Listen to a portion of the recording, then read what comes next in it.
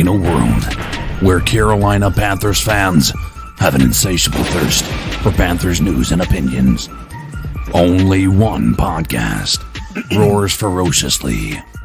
It's the C3 Panthers Podcast. Perfect. Yo, what's the deal, Panther fans? It's your boy, Tony Dunn, a.k.a. The Professor. It's the C3 Panthers Podcast, bonus edition, Carolina Panthers 2021 schedule release, and maybe a Teddy teaser at the end for some of the comments that are floating around about the coaching staff. But as always, we appreciate your time. Go ahead and smash the thumbs up button. Be a part of the longest running Panthers podcast out there, just like my co-host is a part of that podcast. Cody Lashney, what's up, my man? Tone it done, man. We're back again. One night later, we're here to talk about some schedule, man. We're gonna go through it and see what we make of this, where we think we're gonna get some wins and some losses.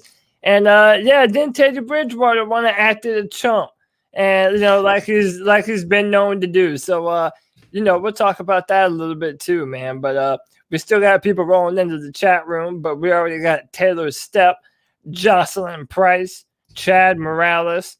Hey, man, we're ready to talk about this, Tony. I'm pumped, man. Nothing to it but to do it. Let's roll. So the NFL does a great job in dominating a news cycle, right? And in a way, they have tried to continue this by, making the draft more and more of a showcase experience where, and really you saw it before the pandemic with how big the combine was in coverage. And it just always seemed like this. The Super Bowl was over, the combine comes, then there's draft coming up, then there's free agency, then there's the draft, and they're able to dominate the headlines. And they do that just like they did today with a lot of drama, kind of like with free agency where you see the leaks of the players coming out. Today we kept hearing news, week 1 is the Jets, and then a couple hours later you'd hear week 2 and 3. So the Carolina Panthers schedules come out, and one of the big changes this year, Cody, is that there is an extra game in it. Yeah, we have an extra game. We were actually going through that before we went live here, trying to comb through, what games were added, which one was based on where we ranked in our division as opposed to others. Overall, I'm not too upset with the schedule and how it's looking. I'm gonna go ahead and throw up this graphic here. Apologies, it's not a little easier to read. I don't know if that makes it any better, but there it is, man. And I mean, honestly, having a home game in to open the season, I feel like that's kind of something that we don't get very often. And that's something that we've got now. And boy, what an opener, huh? Sam Darnold against his former team. And we're going to be able to see the number 2 pick in the draft and Zach Wilson and what they're able to do. And whether or not our defensive backfield has been able to make an upgrade from what we had last season. So, I mean, does anything stick out to you so far? I mean, well, right away before we even get to that Jets matchup, you add the extra game and they shave a preseason game off, right? And we're always debating whether or not the preseason is interesting or not, and so we'll just be interested to see what the dynamics are and trying to figure out what how you kind of identify the 53-man roster. And I wonder if there's any changes in the size of the roster because of this extra game. There are not 2 buys. That's another thing. There's just 1 bye week, from what I can tell, right? So 3 preseason games, and then, like you said, this opener. And what is it kind of a strangely and oddly a very interesting match, an exciting game in some ways, is that you're going to get to see the debut of Zach Wilson and the new coaching staff of Robert Saleh coming to town to take on their former, big-time draft pick in Sam Darnold. The Carolina Panthers have risked a lot, or kind of hedged a lot of bets on Sam Darnold. So, I mean, the talk of the town is going to be like how this showcases these 2 moments for the franchise, right? Yeah. And, I mean, you can't really draw that up any better as a way to introduce these two teams and how their futures are going to look, except for that game right away. Yeah, the real Zero Chill says, I believe Sam will dominate the Jets. And man, that's what I'm hoping. I'll put on Twitter, Sam's going to throw for over 400 yards against the Jets, man. I believe it, dude. I'm choosing to believe. Like, listen, like, especially going into this year, and we've talked about this before, like the excitement levels going into this year compared to just last year. To me, it's like night and day difference. Yeah, I mean, it really is. Like, we're hoping that Sam Darnold can turn it around and be something. But just based on first glance, I think our schedule early on is favorable. And at least the first 3 games. And tell me where you think my logic is flawed here, Tony. So we have the Jets. They were picking number 2. They have a brand new head coach. So they have a lot left to prove. A young rookie quarterback, right? Then we're still at home against the division rival New Orleans Saints, who just got rid of or moved on from their Hall of Fame quarterback. And we really don't know what their starting quarterback situation is going to be. It's going to be a battle between Taysom Hill and Jameis Winston. And maybe Ian Book, but I doubt that shit seriously. And so that's a good opportunity to be 2-0. And then week 3, dude, everyone is predicting that the Houston Texans, obviously because it's looking like they're not going to have Deshaun Watson, that the Texans might have the first pick in the draft next year. So, I mean, they should. I mean, yeah, like there's the way their roster is in some ways, they could have the number 1 pick with Deshaun Watson at this point. And dude, imagine the confidence level that could be built in Sam Darnold if he's able to get a big W in week 1 and then go through weeks 2 and 3 on an undefeated team. Like, if we're able to get that first little bump at the start of the season, man, I feel like we could have limitless potential. I know I saw Josh Klein put this out there today from the Riot Report, and it was a little snarky in its essence. But I mean, there's kind of 2 sides to the story, and that was he's like, I'm already hearing people saying week 1 is a must win. And he was saying, like, come on, that's ridiculous. I think that's what he was implying. And in some ways, I mean, in many ways, he's right, because there's 17 more games to play, 16 more games to play after that. And 1 game is not going to determine your season entirely. But on the other hand, is that there are momentum points and confidence points and how things work. And I still go back to losing to Denver on the road on Denver in 2016. The first game back, removed from the Super Bowl, where they went headhunting on Cam. Ugh, and we were terrible. so close to winning that game with a Graham Gano field goal. Yeah. And it just seemed like if that it just always felt like if we would have won that 1 game, the dominoes that year would have gone a different way. It might have just fell different. And you know, I get who did you say was it Josh Klein that was kind of being snarky about it? Yeah, I mean, it wasn't anything big deal, but it was like, come on, guys, already must win. But I do think there's some merit here, because you have for sure. not only from a PR standpoint, but right now is that it seems like one of the big question marks with Sam Darnold and some of these quarterbacks who struggled early in their careers, how do they regain a sense of confidence? And you know, and it's like this is that, and that's why the Jets have moved on from him in a certain way, is that like it's just not going to work here, it seems like. And if he starts off on a bad note against his former team, I just feel like that could contribute a lot to the head case development. And I don't think he is that. Everybody says he's like remarkably cool under, you know, like he doesn't let things phase him and stuff like that. But I think it's a very important game for the staff. I think it's an important game for setting a tone, a statement that the decisions you made were logical or good ones. And I got to believe that Joe Brady and Matt Rule are saying this. We're going to make him look good this week. Yeah, absolutely. And there's certainly something to be said about it, considering how one organization just blatantly chose one of these quarterbacks over the other.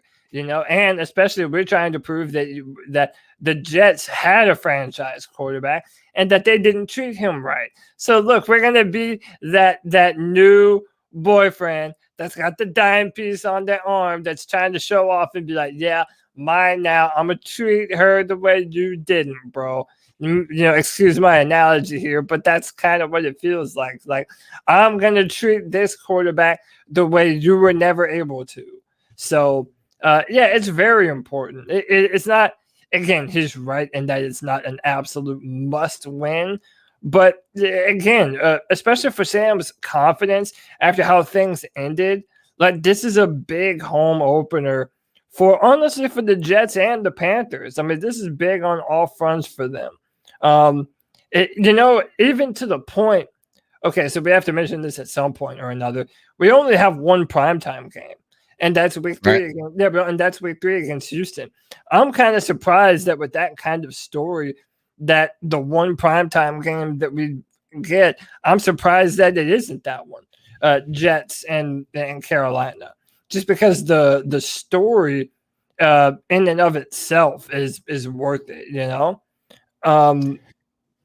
go ahead. Yeah, I was just gonna say is like, what kind of world is the Jets and the Texans and the Panthers a primetime game? Yeah, dude, I could not tell you that's the head scratcher on the list. I don't know why that would be the Monday night game. That's kind of crazy to me. But then, okay, we already kind of talked about the first 3. Let's continue to move down that list. So then week 4, we're on the road, 1 p.m. against Dallas. This is good. If you hit that momentum point, like you're talking about, the Jets, say you pull one off at the Saints, say somehow you start 3-0, right? 2-1, but 3-0 right here, walking into Dallas. I think that Dallas is a beatable team. Yeah, and the NFC is so, just as a whole, it's inconsistent. Like I remember it used to be. They'll have Dak back. Well, yeah, but true. But the NFC South, I remember it used to be that division where nobody really knew like who was going to be the dominant team, and I feel like now that's the NFC East. Like I mean, you name it: Philly, Washington, Dallas. Like there really is no true front runner I guess it's Dallas, just because Dak is probably now the most seasoned quarterback in that division, which is weird. I don't think so. I think it's actually the Washington football team that is the people that have first. They won the division last year. Yes, they did it again with a losing record. Who's their quarterback? They did get Fitzmagic, yes, and that is a giant. Okay. I mean, if anything, he's never made the playoffs in his entire career, which is crazy. But he can sling it.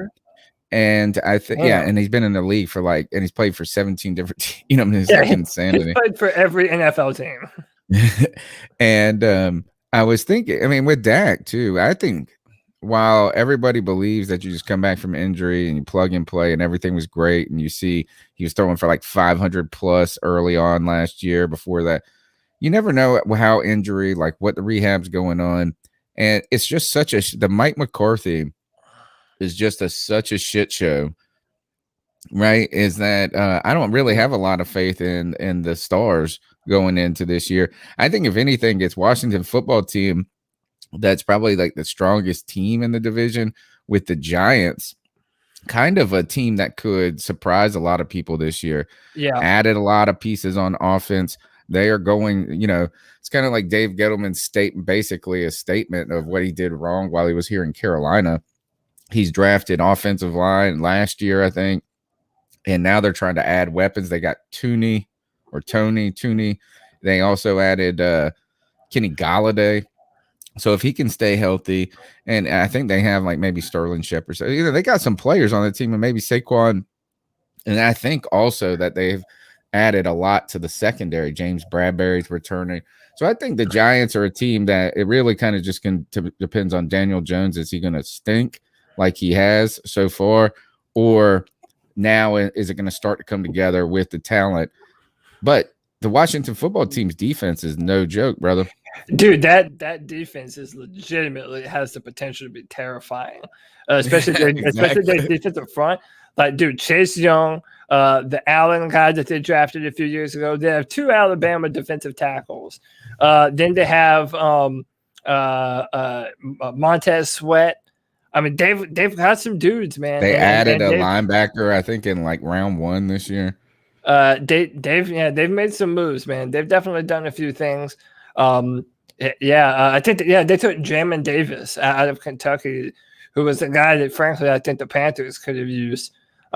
Really tall, fast inside linebacker prospect out of Kentucky.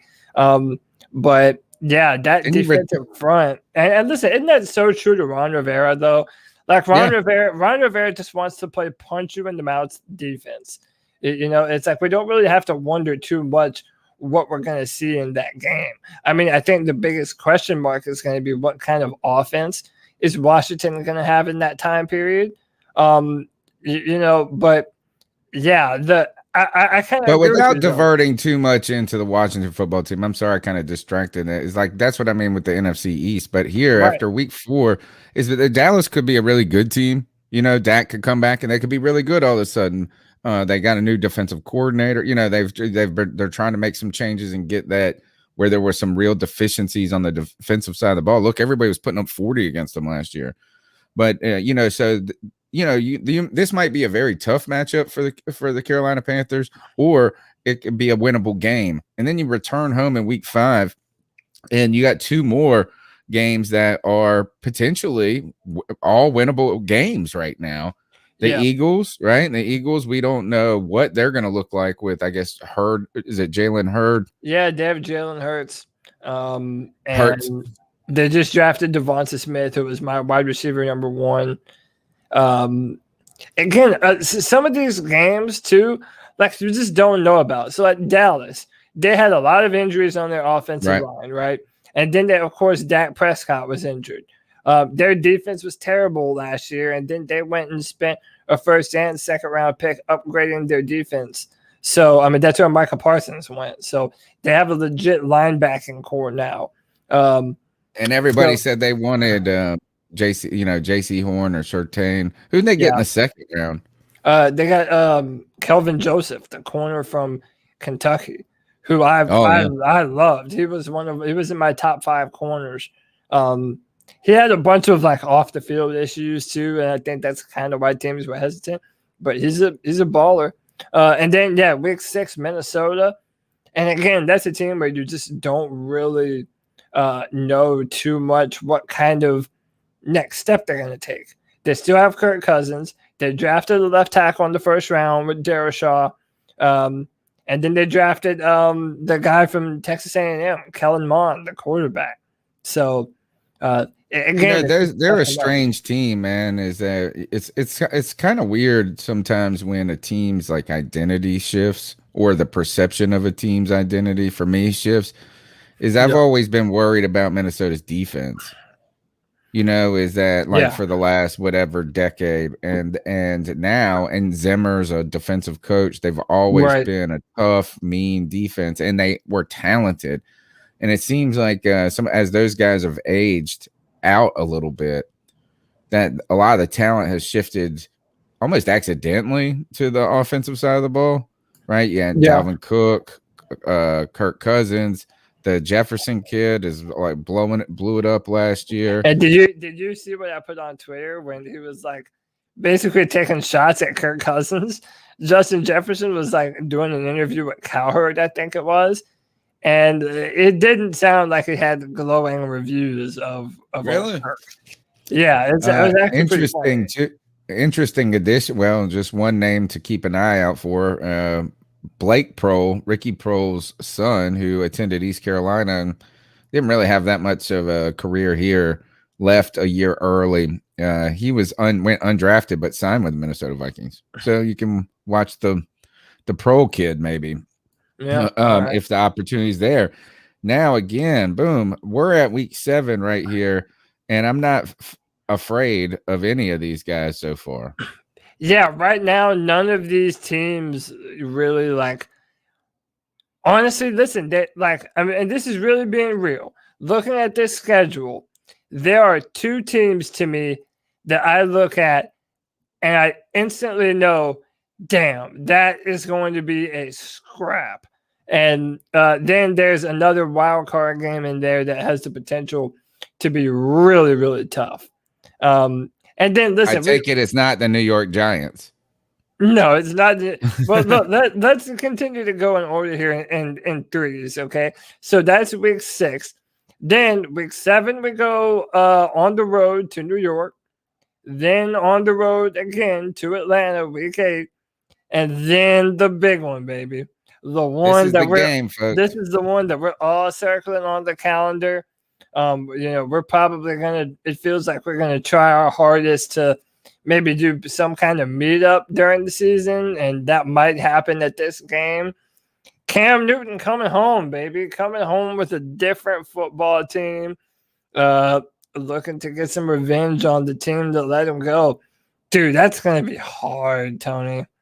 It's gonna be hard watching Cam Newton play the Panthers. Well, we're all gonna be there. We're gonna have to rally at your house, man, and go together because that is my birthday week. My birthday is the 11th, so that's a perfect time for me to make it a celebrate. Like, this is why I can all sell it to my family of why this weekend is going to be devoted to this. But you're right; it's going to be an interesting point, or it's going to be it's going to be tough emotionally for a lot of us. Like, I'm going to wear my Cam Newton jersey when I go up in there.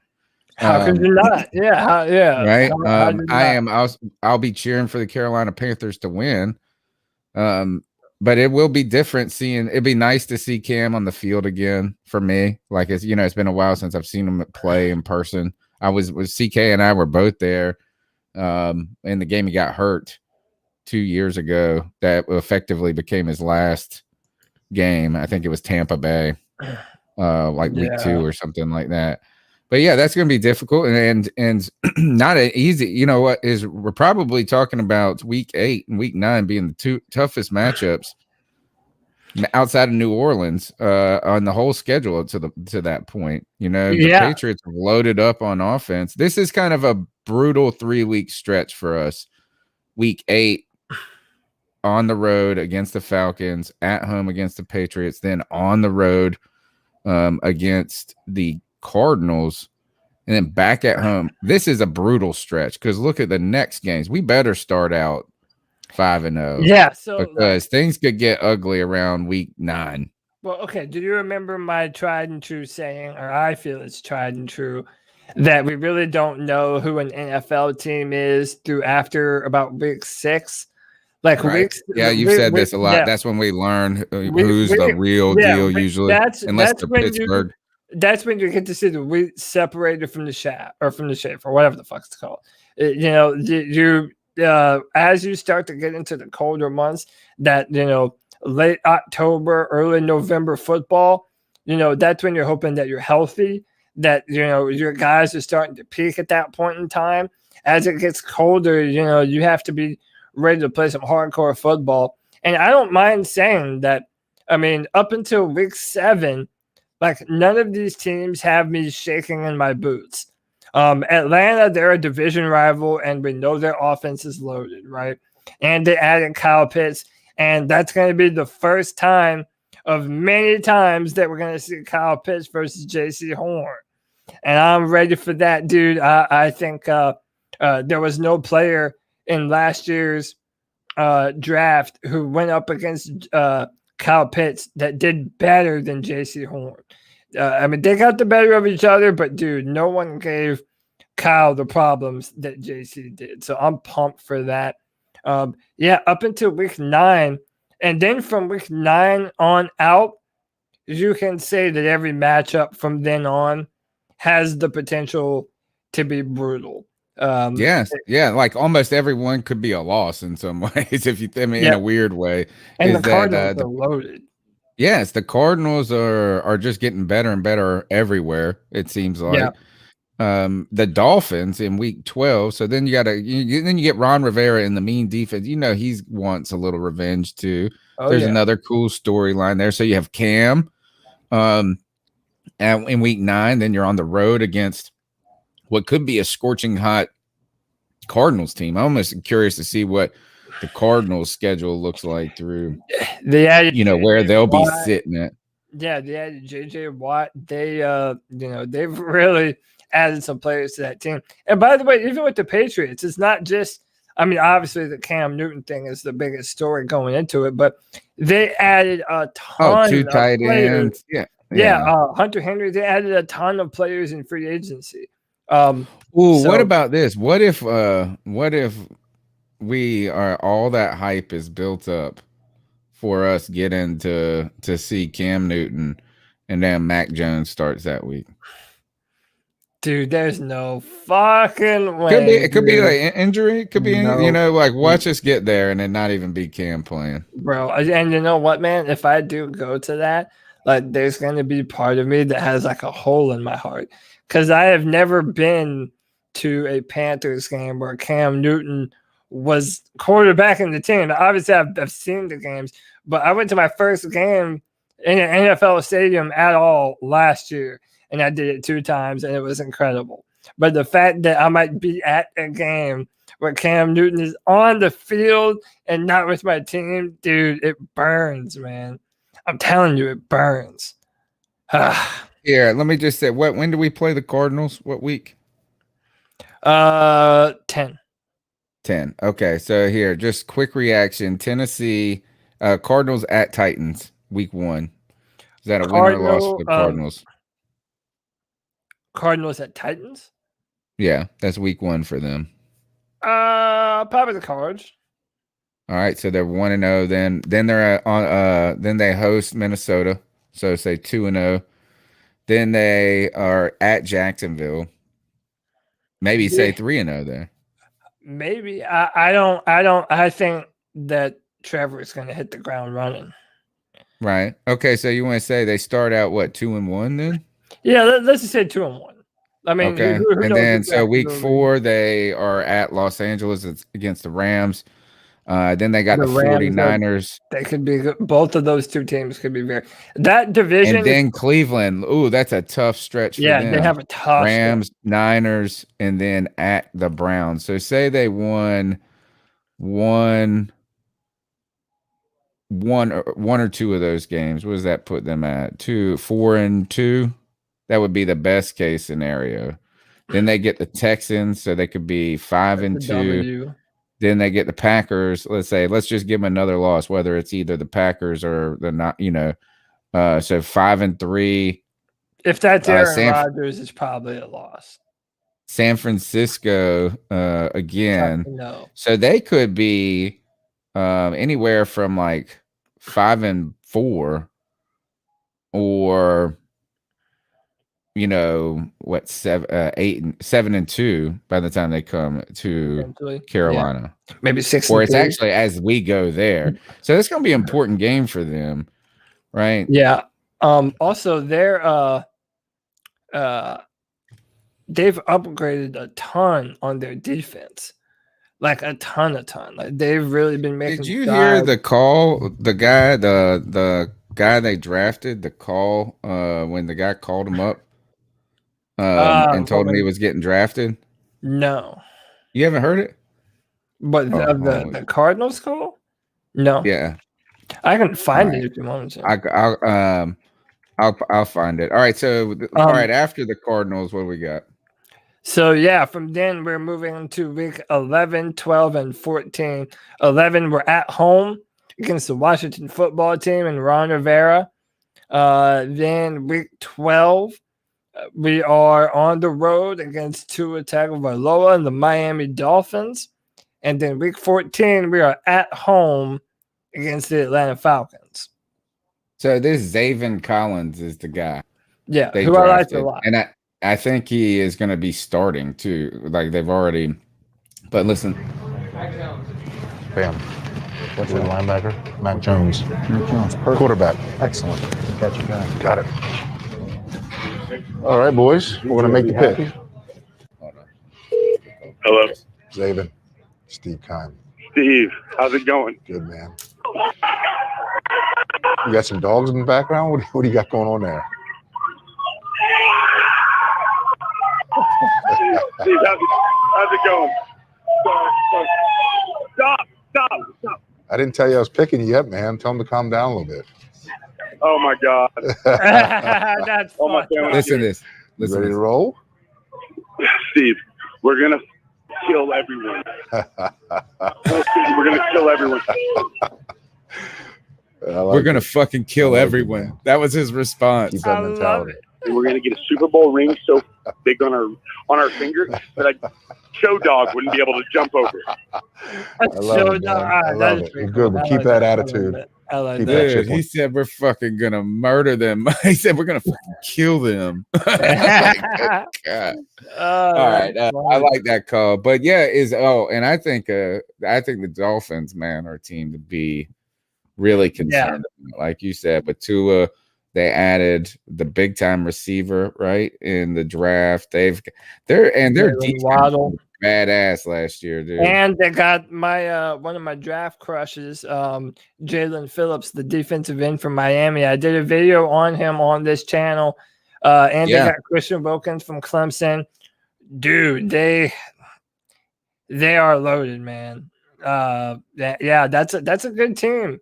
That whole division is really going to be tough. I mean, especially considering we don't know what the Jets are going to be. You know, it's actually kind of good that we get them early, I think.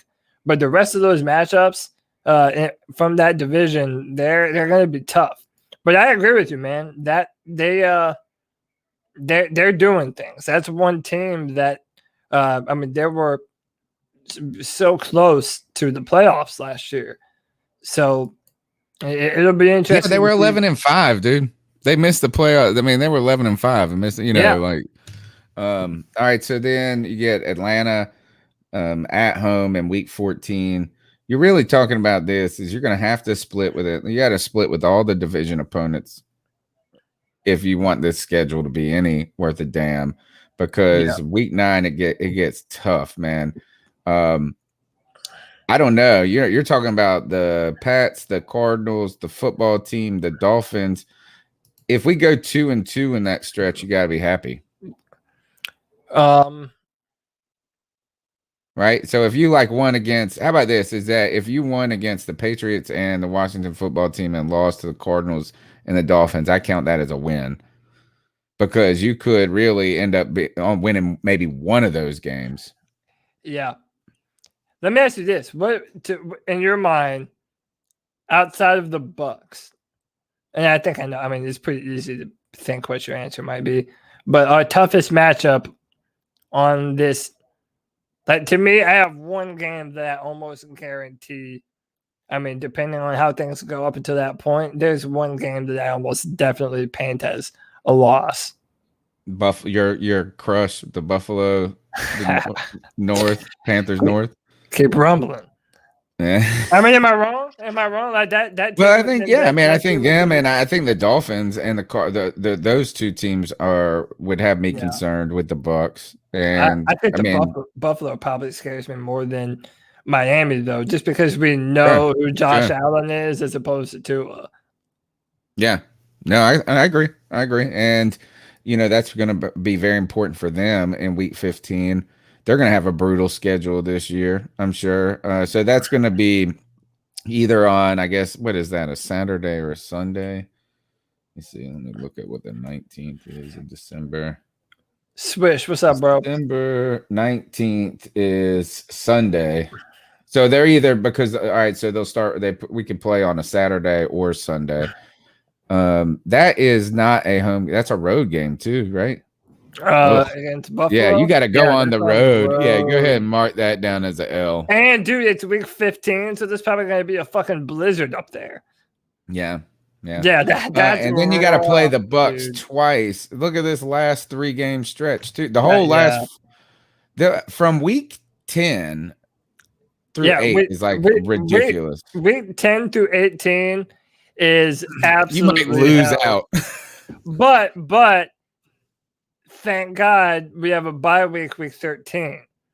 So that's actually now, I think, now that the schedule is longer, I'm actually happy that we have a bye later in the year Because Well, if I we're think you always want to buy later in the year. You know what I'm saying? Yeah, And we've but I been mean, screwed over the last few years getting buys yeah, like in week 5 and 7 or and and dumb yeah. shit like that. Yeah, no, 100%. But I think especially now that they've added another game to the season, that's just more potential. That's 4 extra quarters in which you might end up getting hurt. So I like the ability to rest up. It comes at a good time too. Week 13, we're going into Atlanta. So we'll have a home game off of our bye against the division rival before we go on the road to Buffalo.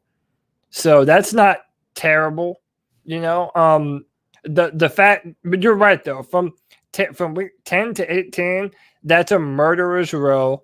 But yeah, thank goodness we have a bye at week 13.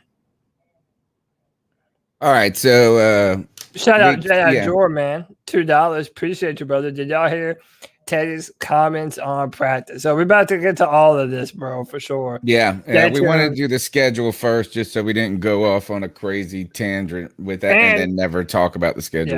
Yeah. And to add to it, Matt Rule has started doing his press conference too, and he even had a response. Which which I have not watched yet, and I will play that live for us. Heck yeah. Okay. So I guess any last thoughts on the schedule before we move on? I mean, no, I want to hear from some of the people in the chat room. I mean, obviously, what games are you most excited for? What game do you think is going to be the hardest? And give us some predictions, man. Put some predictions in the chat as to what kind of team you think this will be next year. Obviously, everyone is going to have time to change their predictions before the start of the year. But I don't know, man. Right now, it's hard to say, man. I think it's very plausible that this team can win 9 games. Is that unreasonable? Like, do you think crazy? Well, I think 9 to me is like, I think anything less than 9 is going to be slightly disappointing. I just feel like as, incremental steps forward, 5 last year, okay, I will be happy with 8, right? We could build off of 8. We could say, oh, we're heading the right direction and stuff. But I think if you hit 9 or above somehow, then you just really feel good about the direction instead of trying to talk yourself into it with the 8 wins. But yeah, I think is that if you don't win maybe 7 out of your first 10 games, I don't know if 9 is possible. Yeah.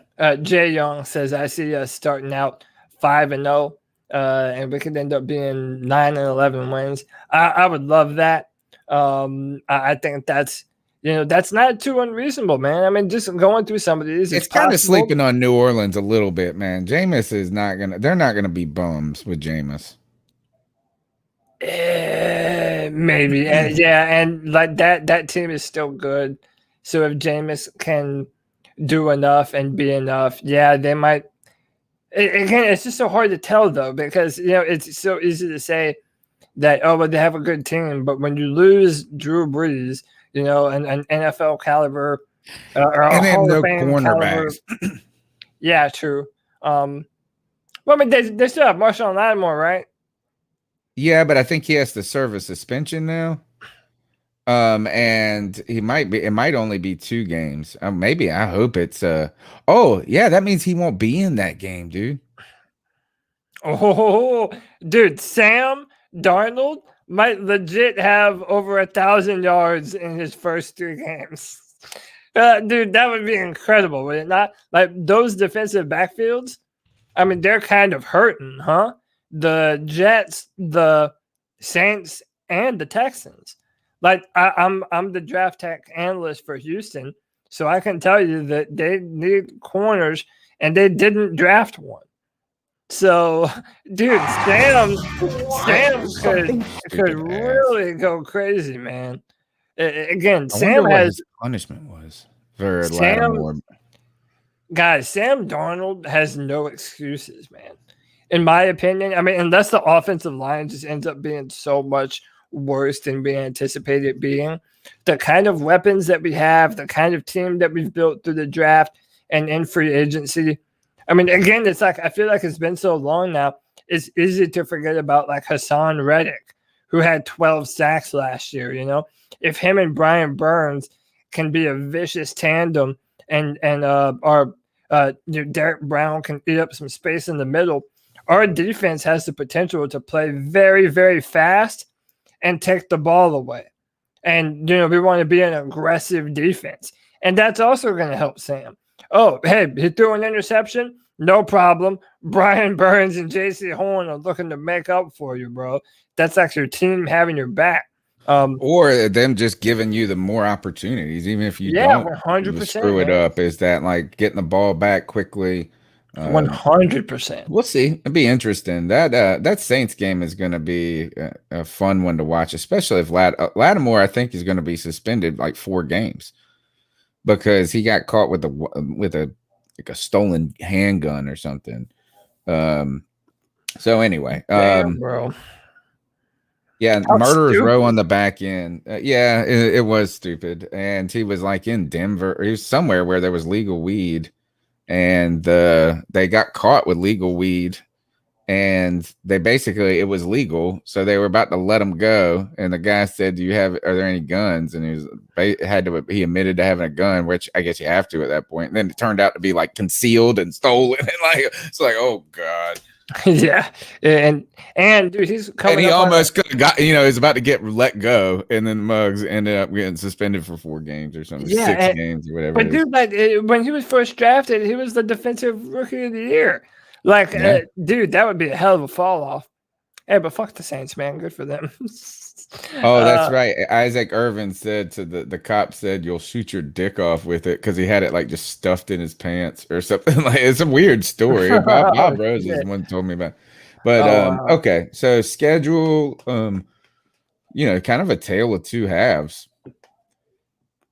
Yeah. What about this? Is it could be a cool storyline? Is this you start off real hot, you run into some adversity maybe, and but if you knock off like.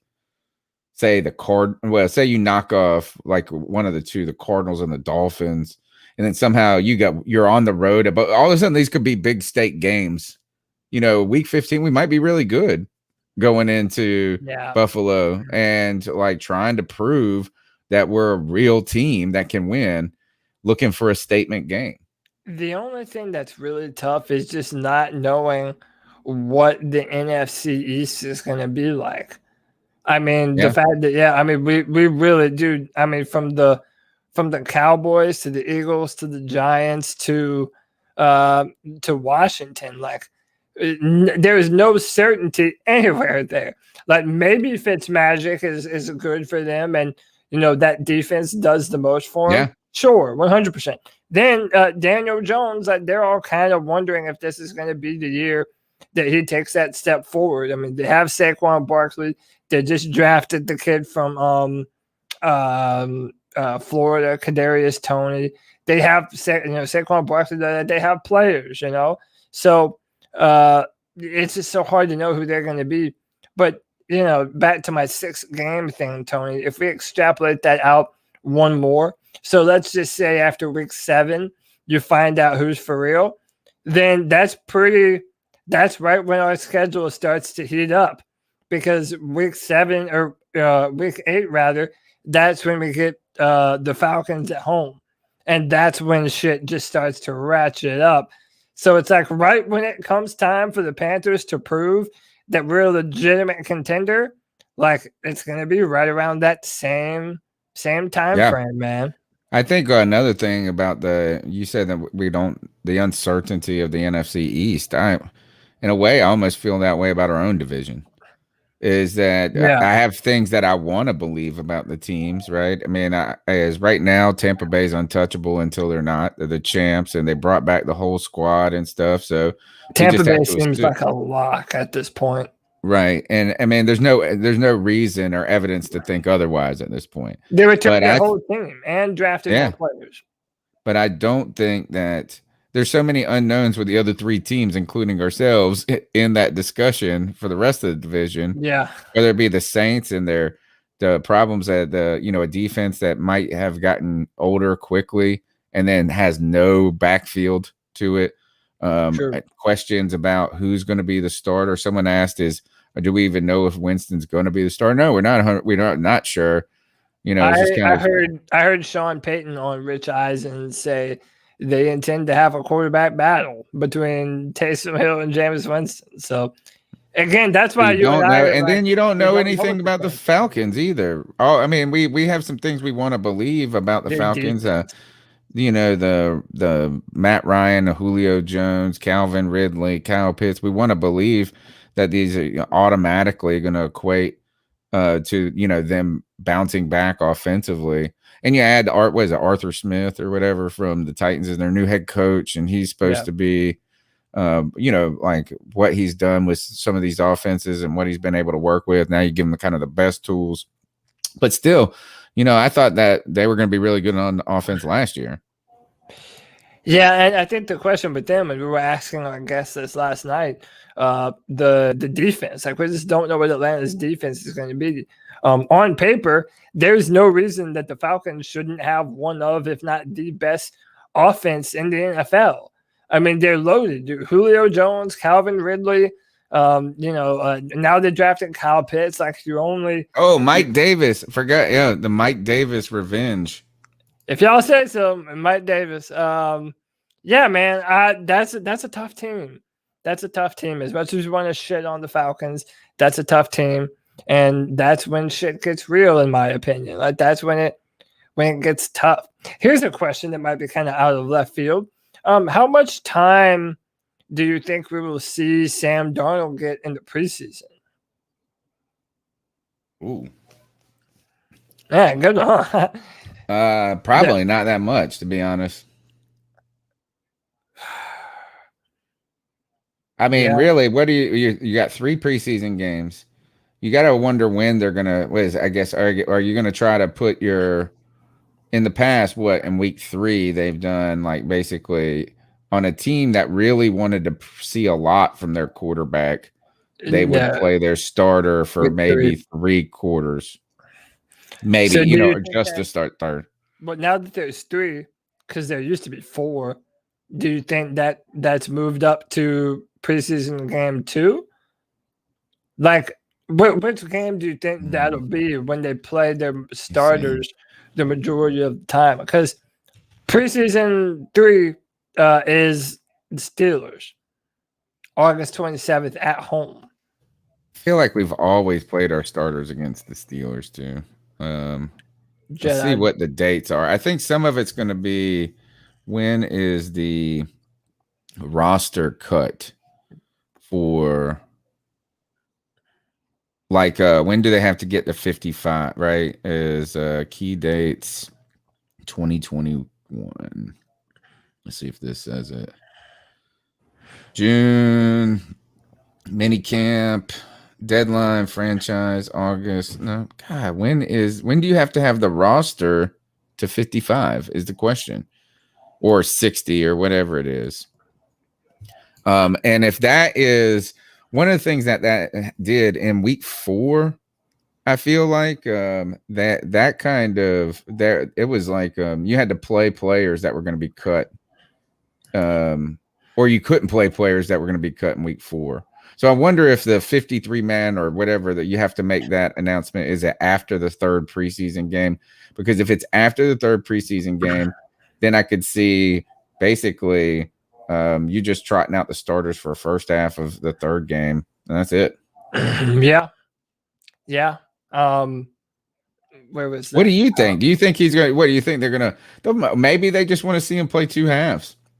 That'd be interesting. Why don't you just put him out there against Baltimore for our first half, and again against the Steelers, and try to get some reps and kind of get some chemistry going. Yeah, and then Jedi George said he thinks that Will Greer is going to get most of the snaps to see if he's worth keeping. I mean, between him and PJ Walker, seeing what we have as a backup. Because again, dude, it's like we can't handle another season of poor quarterback play. It's like if this starts to go downhill fast, like that's a nightmare scenario, because it doesn't look like we have too much behind Sam. unless Will Greer is able to turn around his career. But again, dude, it's like it's so played out at this point, but it's the truest thing that we can say. Our season is going to rest on how good Sam Darnold can be for us. And that's just a fact, man. Like, this team was already in 8 or 9 different one-score games last year that we lost. Sam Darnold has to be the difference, because Teddy Bridgewater clearly was not the difference last year. And we need Sam to turn it up and prove to be worth that number 3 overall pick that he once upon a time was. So Lee Trotter said I would not play CMC in the preseason. True. And I wouldn't you either. can then just give Chuba Hubbard and the other guys all the reps and let them take all the beating. Yeah. And see why you drafted him, I know. I almost wouldn't even play Brian Burns in the preseason either. No, dude, I wouldn't play Brian. Dude, how about this? I'm not playing Brian Burns.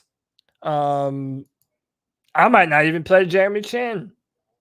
I play Derek Brown, who's just as important as any of them in a way, to the improving run defense that we got to be. Like, the defense was getting punched in the mouth so up the middle. He's an important piece in this puzzle. Like, if we don't have him, the interior defense goes downhill real quick.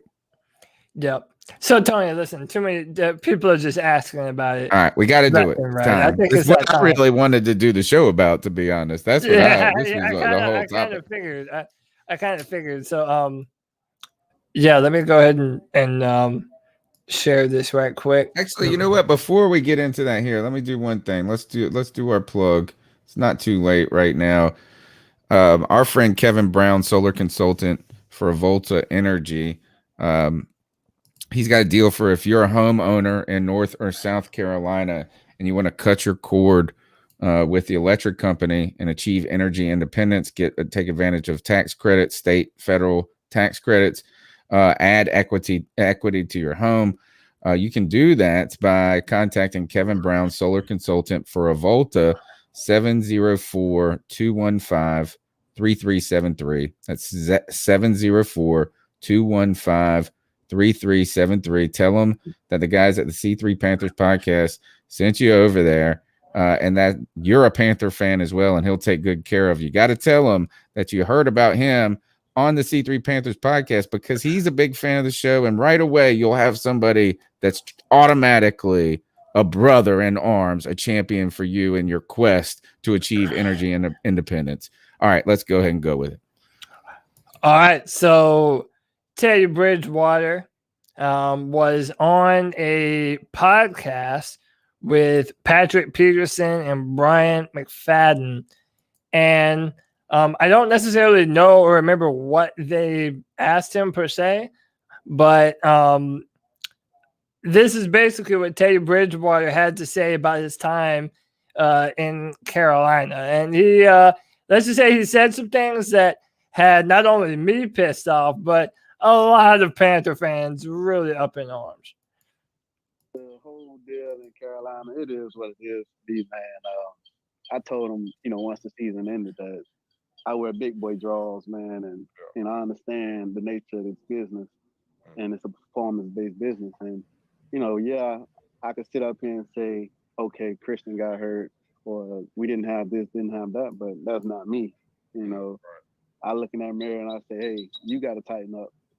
So it's, little things, that I could have done better.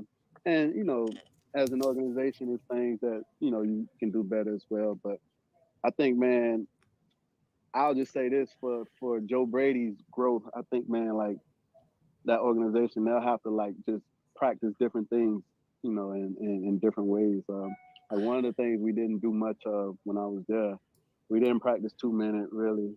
We didn't practice red zone, What? so. The most Yeah. important thing. What? That's We what used to have a whole day devoted for 2 minutes in Yeah. red zone. That's Thursday Like, practice. Yeah, I mean, it's, I guess the game, man, is becoming about science, and trying to keep guys healthy. So, Yeah. like, you didn't practice on Fridays there, but you walk through you walk through the red zone stuff, and then Saturday you come out and practice red zone, but you only get like 15 live reps, and guys' reps will be limited. Yeah, so I mean, that's the unknown, but I'm a pro, man. I could sit up here and throw all of that throw all of that out there, but at the end of the But day, you just did, stupid. Bro, dude, everything this man does drives me up a fucking wall, dude. His voice even annoys me. How are you gonna say His fucking teddy bear sweatshirt. I want to punch him in his face for it.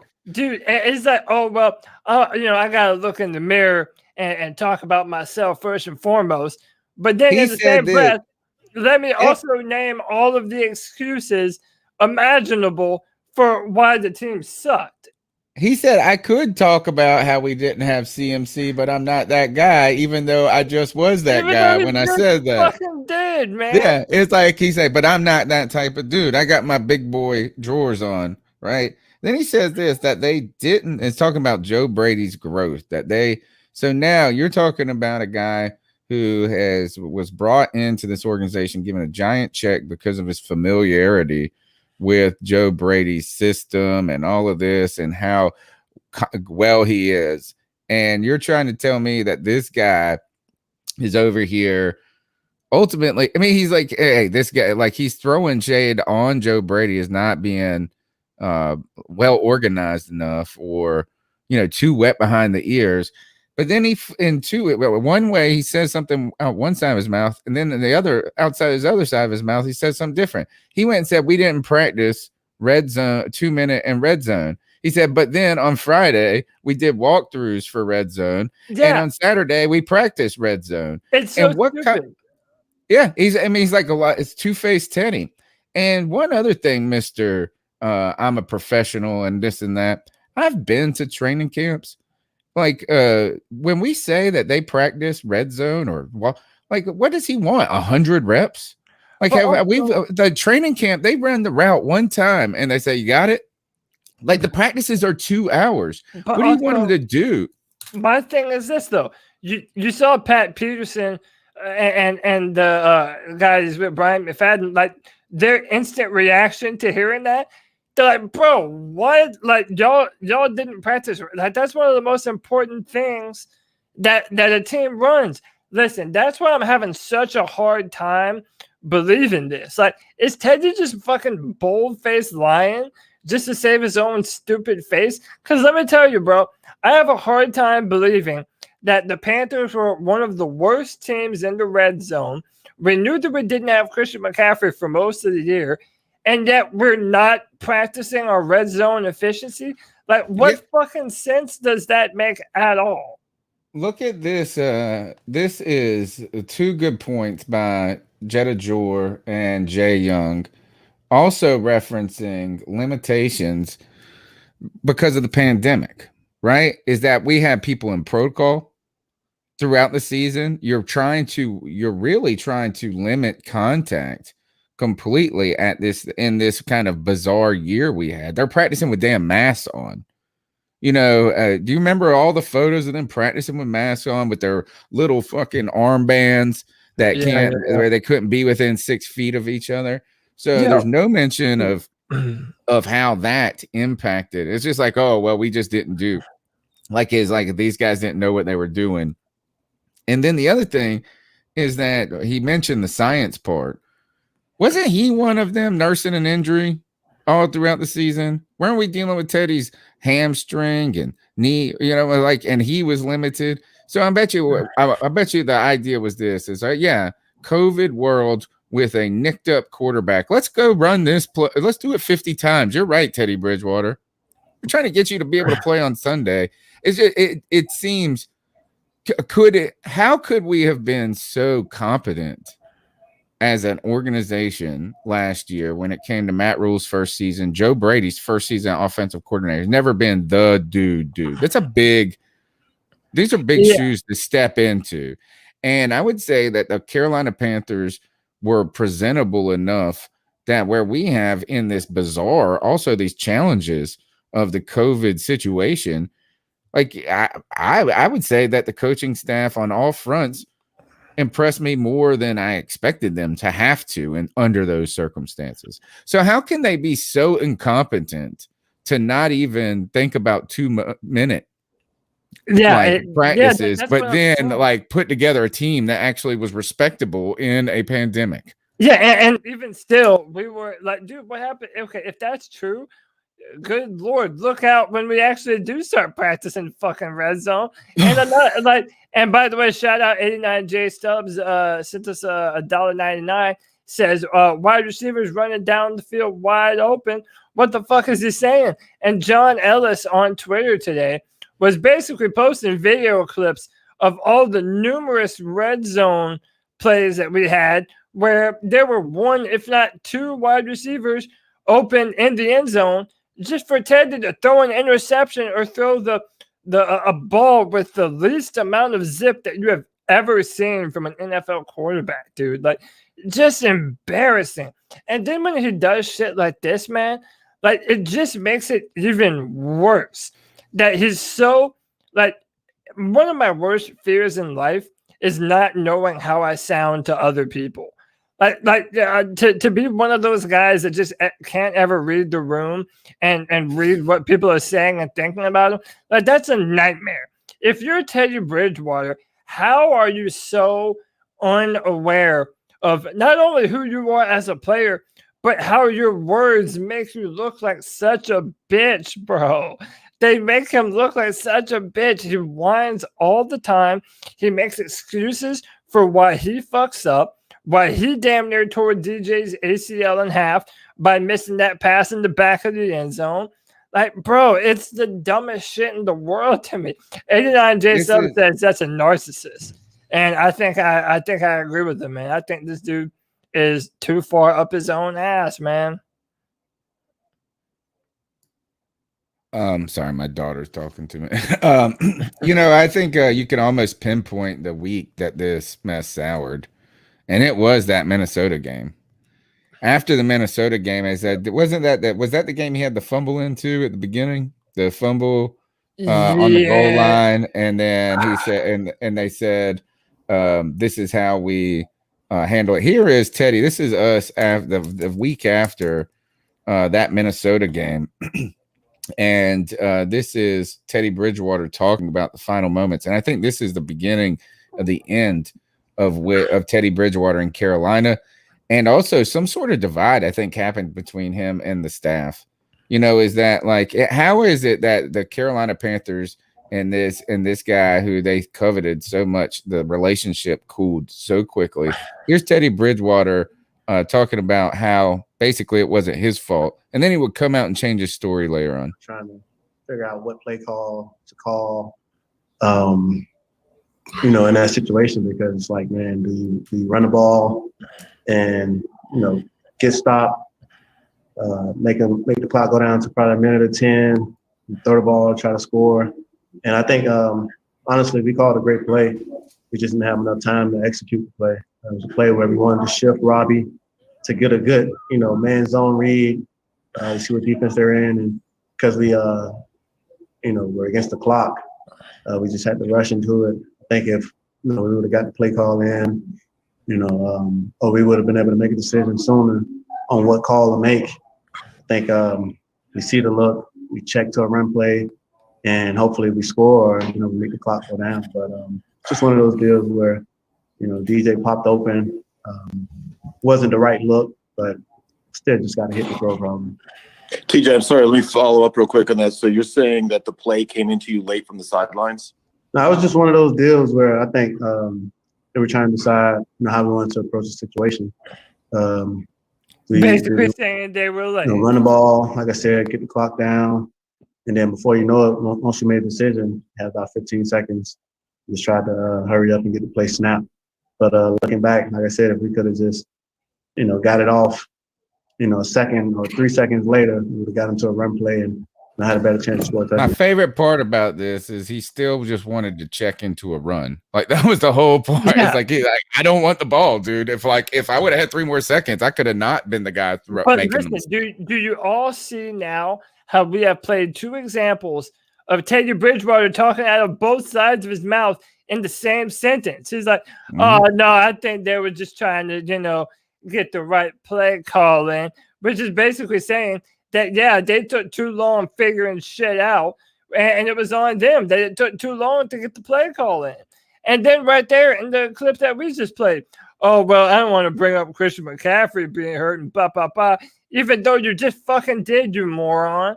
Like, So after that Minnesota game, after that exact discussion right there, then Matt Rule and them came on afterwards, right? And they were like, "Well, I haven't talked to Teddy, I haven't heard his comments yet." And then 2 days later, the next day, Teddy Bridgewater basically came out, walked it back, and apologized. But after that moment, because he got chewed the fuck out, and they said we're going to bench you. But he's also on Twitter all the time and sees what everyone says about him, and you saw everyone fucking roasting his ass. So then it just seemed like the relationship between him and the staff deteriorated more and more from that point on, right? Yeah. And right now, I think if anything, these comments just show that they didn't part ways on good terms. No, not at all. So can we hear what Matt Rule's got to say? Man, you're reading my brain, Tony. So I have not seen this. Someone in our chat room said they were not impressed with Matt Rule's answer on this, but we shall see. This is what Matt Rule had to say when asked about that. I have the ultimate respect for Teddy. I think in his comments today, he said, he came in after the year and said, "Hey, I won't, I wear my big girl pants. I'll handle things." He's the ultimate professional, which I've did he say big girl pants many times. Like, the way things go, and when we traded him, I called him. I think he did. And at the end of the day, I hope that Denver is a great situation for him. I like who he is as a man. I like who he is as a football player. I like who he is as a leader. And just not enough to be here. As well. So I think if you went back through my comments all of last year, you can't find a bad comment. I don't have anything negative to say. I think he's a great dude. And unfortunately, part of this business is trading guys and moving on from guys. And that's the part I haven't really liked about pro football, but it's the necessary part. And, that happened. Hopefully we did it the right way. And I expect him to have tremendous success. As I've said, I have the ultimate. Yeah, so that was about it. A lot, and look, Jay Young kind of says what I feel like a lot of Panther fans are kind of feeling too. I'm not really impressed with anything that Matt Rule had to say about this, or they're kind of, not, wishing that he would have gone a little bit harder. But he was never going to do that. This is the head coach of the Panthers. You also don't want it to look like, exactly. Sports Nut in the chat says as being a pro. And you also, you don't want to say things like, well, I'm not going to bring up the fact that we had COVID, but we had COVID. I'm not going to bring up the fact that we didn't have Dick CMC. Yeah, I would love it if he just did all the same shit that Teddy Bridgewater did. Just said a bunch of bad things, like out of the side of his mouth, like Teddy did.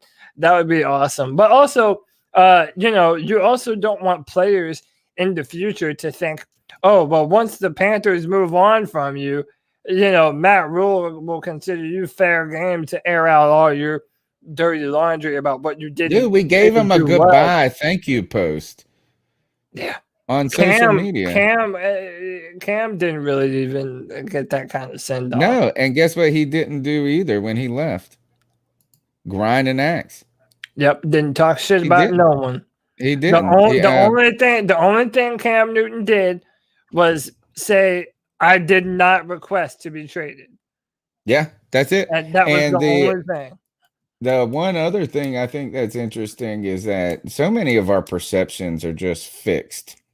Like we form these beliefs about people or things with very little evidence, and then we hold on to them dearly, right? One of those for a long time was that Cam Newton was a big-time egomaniac, narcissist, self-centered, bad teammate.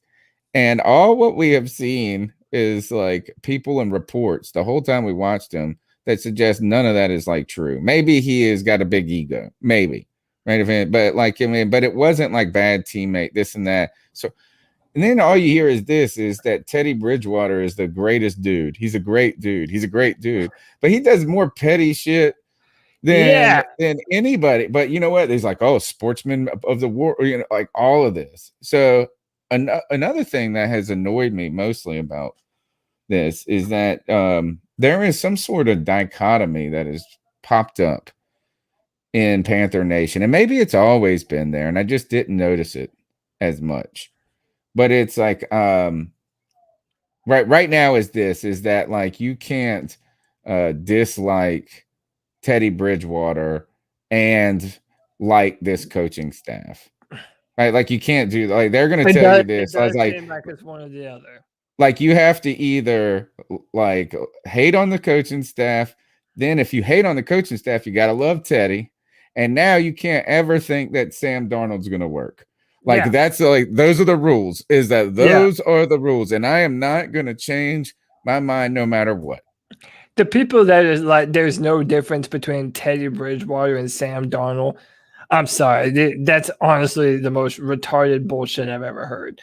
Like Teddy Bridgewater was never in contention to be a high first round pick. And the fact that he even made the 31st or 32nd pick whenever he was drafted was a reach, in my opinion. He's never been a first round kind of player.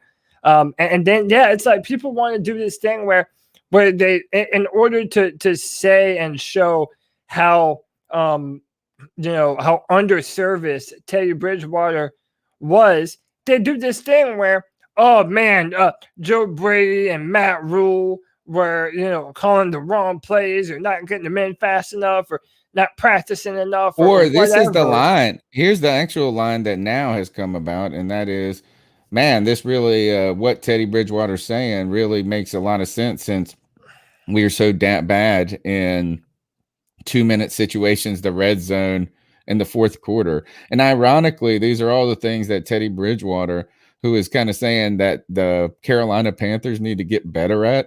That's what he gave Joe Brady a coaching lesson. And it turns out he's, what are the three things he's terrible at? 2-minute, red zone, and fourth quarter. It's funny. I mean, there's some, but I have a singular question about this, is that for the people that are so adamantly, like you say, underserviced, like here's one of a lot of people, there's a big point to the time in the pocket, 2.3 seconds, like one of the worst time in the pockets in the entire world in the existence, right? That they use that stat. My thing is, didn't we have a lot of injury on that offensive line? Didn't we have a first-year head coach? Didn't we have a first-year offensive coordinator?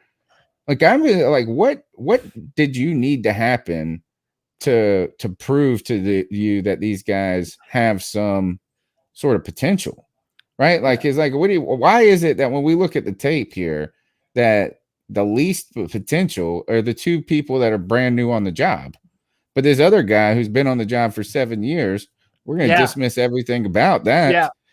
And believe you me, if Sam Darnold comes out and shits the bed against the Jets or any of these teams early on, you think they're going to be going, well, look at the little amount of time of the pocket he's got? No, they're going to be talking shit about Sam Darnold. And that's the thing.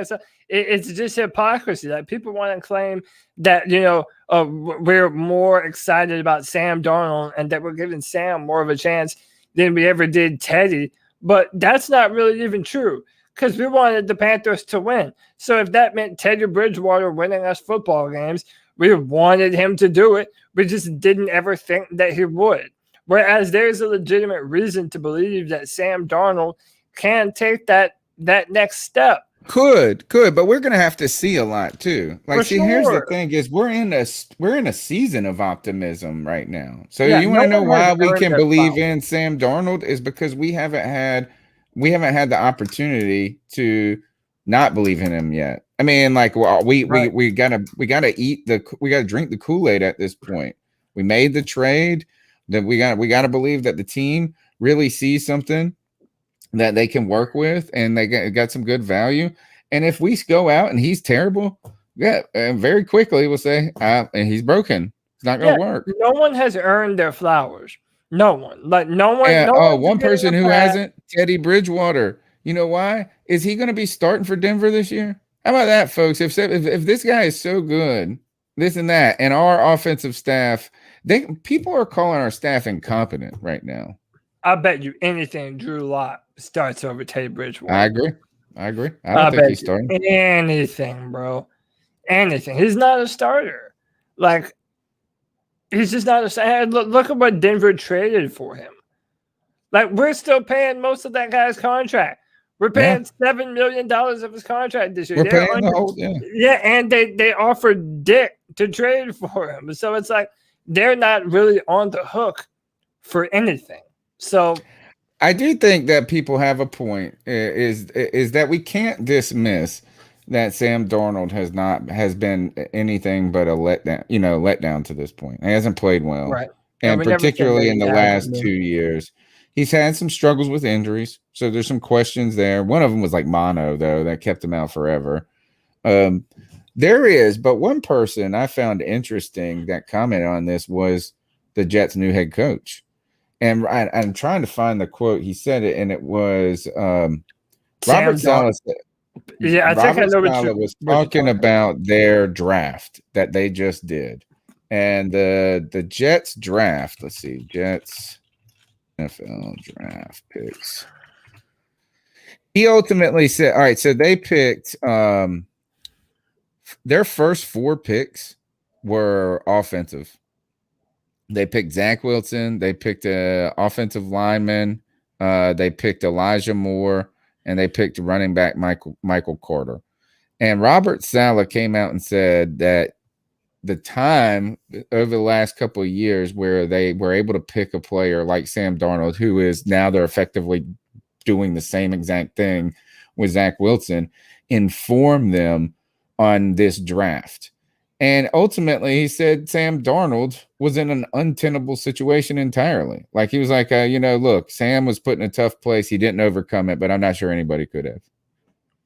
So even, so it's just interesting. Is that, and do you want to give up on Sam Darnold? Potentially, is that, and look, we do have to pay him for 10 years. Now we took the 5th-year option. We are sinking a ton of money in quarterbacks.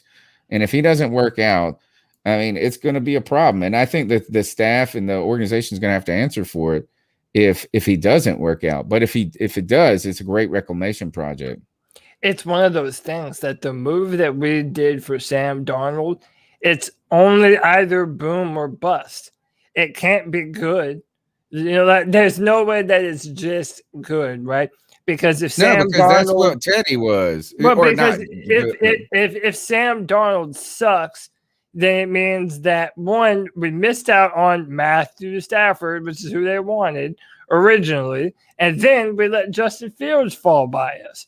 So the other dude, Mac Jones. I mean, there's a lot. I mean, even if you like to, say it's not Justin Fields, but if it goes the other way, Scott Fitterer and Matt Rule and Dave Tepper looks like they're fucking playing 5D chess and everyone else is playing checkers, especially with how they navigated the draft and trading back and recouping all of what they lost in the Bridgewater trade. I think in some ways is that you get the payout of like a long shot pick. You're buying a ticket that's got long odds on it. But the ticket is cheap. It's kind of cheap. Is that if you would have drafted Justin Fields and you had questions at 8 and stuff like that, I don't know if those questions are legitimate or not. I still think that I was shocked that they let him go by. But the payoffs are similar to the two guys, right? It's like either they both work out or they don't, right? Or, and the ticket price, though, I think it's just cheaper on Darnold. You let the Jets pay the high ticket price on him already. Yeah. So, I don't know. Yeah. The Teddy Bridgewater, I'm really just pissed that it's kind of like this coaching set, but really, and then the people who have a lot of suspicions about Matt Rule And look, I don't think he's on. I think there's a lot of questions. He's still got a ton to prove. Joe Brady's still got a lot to prove to me. But I think I just feel like their first day on the job, that went pretty well for day one, right? And as they get more experience, I think they're going to get better too. Is that you didn't get this guy and go, oh man, why did we hire this motherfucker? Oh my God, this is a disaster. We're not thinking about firing Matt Rule after last year. No. Right. And so the idea that when people say, well, look, this is why we were so bad in this staff and we didn't practice this. Can you believe this? This is why we were bad in the red zone. It seems like such a condemnation of the staff and a lack of confidence and optimism and just what they can be. And I don't think that that's fair either. No. And how about this, man? Like for all the people that want to the Joe Brady criticism is what really drives me crazy. Because listen, Teddy Bridgewater, for all the shit that we talk about him, statistically had a career year last year and only managed 15 touchdowns, was terrible in the red zone. And yet, Joe Brady's offense produced 4 players with 1,000 yards from the line of scrimmage. DJ Moore, Robbie Anderson, Curtis Samuel, and Mike Davis. And CMC was not one of them. And CMC was not one of them. So that dude, it's like when it comes to Phil Snow and Joe Brady, it's like any criticism I see of them, it's like I really don't. It just shows me that people have unreasonable expectations. Like I remember saying this to you before last season, Tony. Like we all knew that last year wasn't going to be our year. It wasn't going to be our year to win much of anything. We're in the start of a rebuild. So our hopes were never that high. But now we're into the second year of a rebuild. We've added a ton of players. We've had an incredible free agency. So it's like looking at what our coaching staff was able to do when our roster had so many deficiencies on different parts of the team. Like it's almost, they almost had a fantastic opening season in the NFL, especially considering there were 8 games that the Panthers lost by 1 score or less. Like, come on, dude. If that doesn't make you hopeful for the future of what this team can be, dude, I don't know what will. Agreed. All right. So we've talked about the schedule. We've talked about homeboy Teddy. We've talked about the staff. I think that's about all the news I got for this. Is that I just could not let this Teddy stuff go untouched. Yeah, and then apparently I'm looking on Twitter. Everyone's saying that the ticket prices for the Patriots and the Panthers are fucking crazy. I saw someone say Tepper is never getting into heaven. I'm hoping, we don't know what the capacity is yet, right? Like, it's got to. Is it limited capacity at this point? They can't be selling that stadium out right now. Well, someone asked earlier, what do they intend to have a full stadium this year? Well, they want that. It's just like, what will the governor say on June? I think he's going to say it in June or July. Like he said, he expects to have all the COVID restrictions gone by June 1st. Yeah, I think so. I genuinely think. And dude, that now it seems like every week they're opening up the vaccine to new age groups. Yeah, now they're going to be giving it to kids.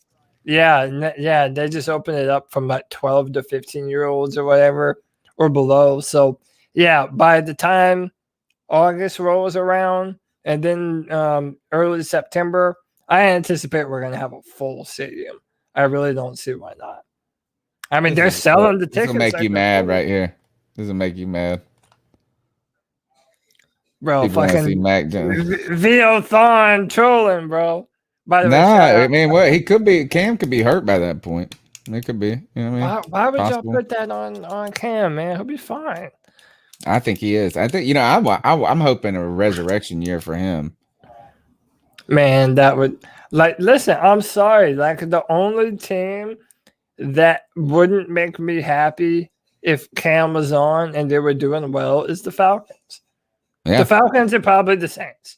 Yeah. So those are the only two. Any other team that Cam Newton is on, when he's not playing the Panthers, I'm fucking pulling for the team that he's on. I love agree. Cam All right. Newton. All right. You got anything else? No, man, I think that's about it. I like the schedule, man. I think it's a tale of two halves. But those are my final thoughts, pretty much. We're gonna know around week 7 or week 8. From then on, we're gonna find out what kind of football team we are. That the opening half of our schedule, to me, looks very favorable, and I think we have a very strong chance to really start our season on fire. Like, really come out of the gate blazing. I do think that I agree with you. It's like on the face of it, that is the story, and that's the expectation. We all know this is that everything is different when it comes about.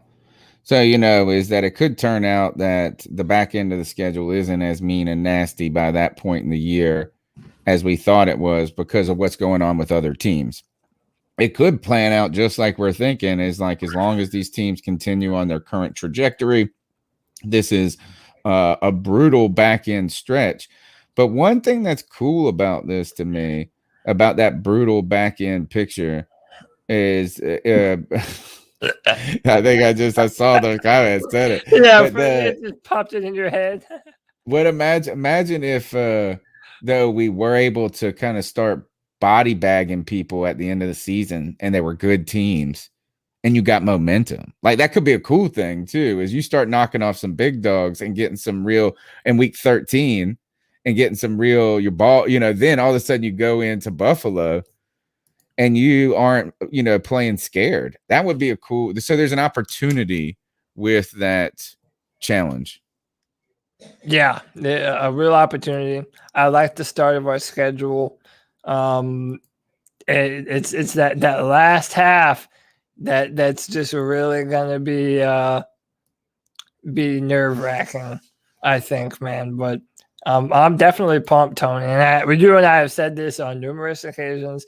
This year, going into this season, it just feels so much more exciting. Like, there's an energy behind this season that just we were not feeling at the start of last year. And frankly, it's impossible to feel I mean, I can only speak for myself, but it's kind of impossible to feel excited going from my favorite quarterback of all time to Teddy fucking Bridgewater. And my college quarterback was coming out in the draft. It was like last year, there was I wanted every bad thing to, go wrong as far as us winning and losing. But this year, it's like a polar opposite 180. I'm pumped. I like our chances. I like the depth. I like what we've added. Our receiving core looks incredible. Our front seven looks like they are much improved.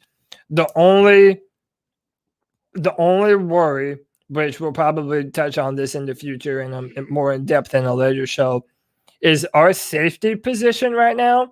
Tony, our safety depth is fucking abysmal, bro. Like, we have no one. We might want to sign Trey Boston back. We might want to sign Trey Boston back. You're right. I mean, Burris, I think they're counting on Burris to be a contributor. The Franklin kid, who's, is okay, man. But he was young. All right, let's see the picture. I know that's what you've been working on. You know me too well. You know me too well, Tony. And I was thinking if we could get this guy first, tell me about the show a little bit.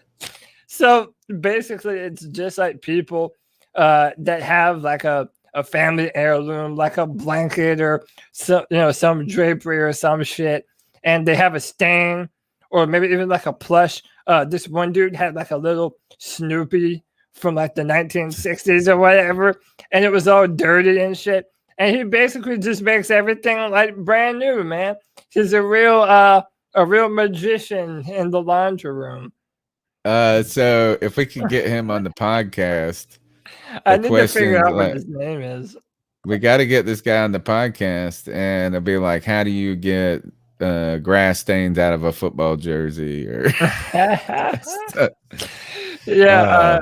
God, I've been tripping out over that shit all day, bro. And you said you told your wife, right? Yeah. Yeah, I told my wife. So she said, "Oh, that." And I said, "People said." I said, "Man, they've been clowning me all day that this guy's my brother." And they said, he'd have to be your older brother, your dad. She said, I was like, God, hey. Take your hat off, man. Take the hat off. Come on. Let I it got my go. hair. I got my hair up, man, right now. Yeah, all right. I can't blame you. I got my hair up too. But yeah, dude, you and him have the same head of hair, man. His is white though. Mine has got some silver streaks in it, big time though. Yeah. Hey, man, that's your brother, dude. You need to reach out to your family, man. It's weird times, and you need your family now more than ever. So reach out to them, man. All right, man. That's the C3 Panthers podcast. Also, Alternative Laundry Management podcast. My name's Tony Dunn. You can follow my work on here, as well as what are we on, Discovery Channel or something? Yeah, check out Tony on Discovery Plus. He'll be getting the pasta stains out of a t-shirt. Oh, the mustard stain out of a jersey, right? The mustard always right on the number right away. Yeah. First time you wear it. All right. We're here live Tuesday night, 9 p.m. 252-228-5098, longest running Panthers podcast. Don't forget, where I have not forgotten that I got to calculate the winners from the draft night. I have the spreadsheet built.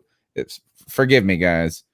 I know that in a vacuum, that like content creators look like they just do this and that's all they do. But at the same time, the semester ended for me yesterday. Like, it's the last week of the semester is crazy busy. The draft was the same week. It's just a nightmare. So I'm going to get a little time off from work, be back on my feet, recharged, have those results for you on Tuesday night. And what you got going on, Cody? Really not too much, man. Draft tech is all simmered down. So find me on Twitter, holler at me. At Cody Black. Do I'd be bullshitting about something, man. So come hit me up. And yeah, dude, I'm pumped. I'm loving it. I feel like now the draft is over. The schedule's been released. Now we've truly hit that downturn period where we're just because you got to get mini camps. Yeah, I heard actually Penei Sewell tested positive for COVID and is going to miss his rookie mini camp. Oh, really? Yeah. I mean, shit. All right, guys, we'll be back on Tuesday. If you're gonna get it, Tuesday, now, huh? Yeah, that's the truth. Back on Tuesday, 9:00 at @cat_chronicles here, at Cody Lack over there, and we'll see you Tuesday. Later. Keep pounding.